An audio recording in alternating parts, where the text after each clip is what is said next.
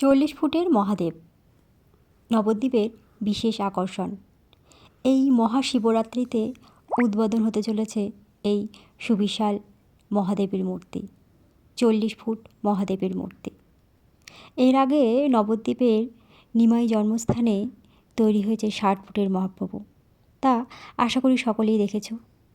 এবারে নবদ্বীপের সাথে যুক্ত হতে চলেছে আরও একটি আকর্ষণ, 40 ফুটের মহাদেব।